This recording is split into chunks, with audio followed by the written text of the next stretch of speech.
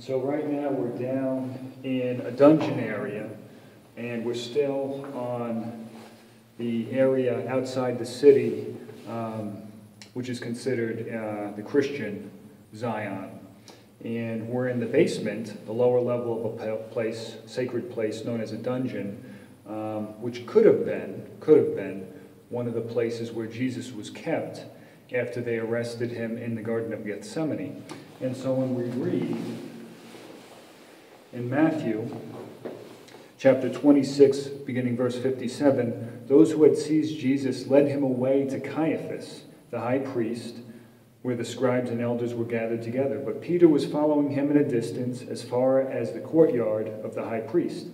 And entering in, he sat down with the officers to see the outcome. And then we fast forward to the beginning of chapter 27. Now when the morning came, all chief priests and elders of the people conferred together against Jesus to put him to death.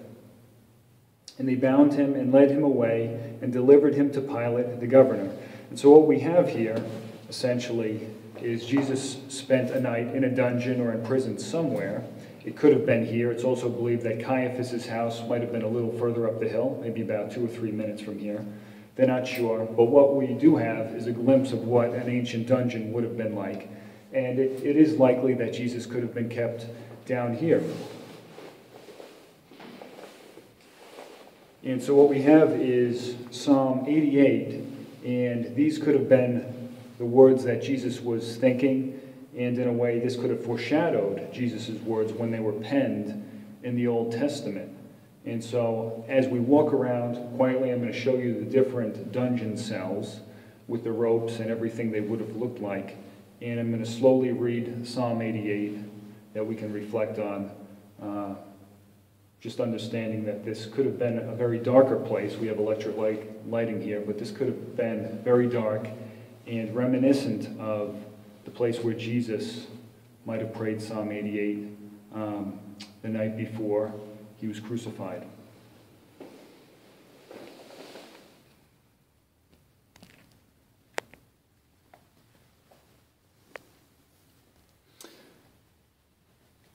Lord my God, I call for help by day. I cry at night before you. Let my prayer come into your presence. O turn your ear to my cry. For my soul is filled with evils. My life is on the brink of the grave. I am reckoned as one in the tomb. I have reached the end of my strength.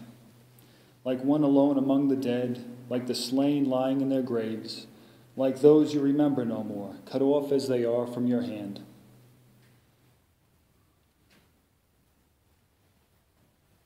You have laid me in the depths of the tomb, in places that are dark, in the depths. Your anger weighs down upon me. I am drowned beneath your waves.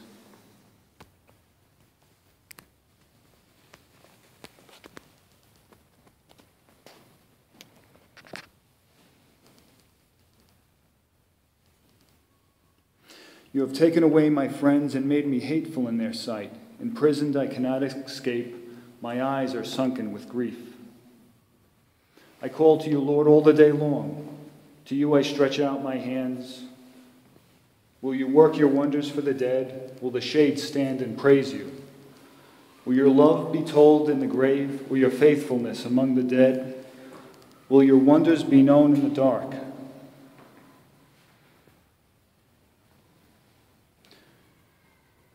Or your justice in the land of oblivion?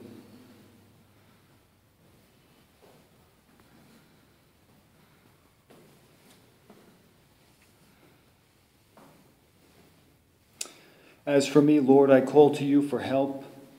In the morning my prayer comes before you.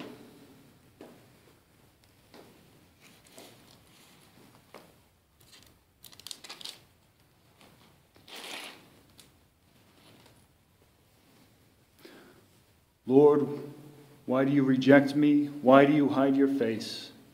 Wretched, close to death from my youth, I have borne your trials. I am numb. Your fury has swept down upon me. Your terrors have utterly destroyed me.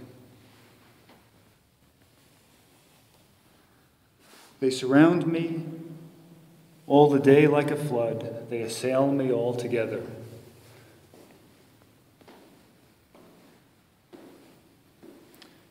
Friend and neighbor, you have taken away.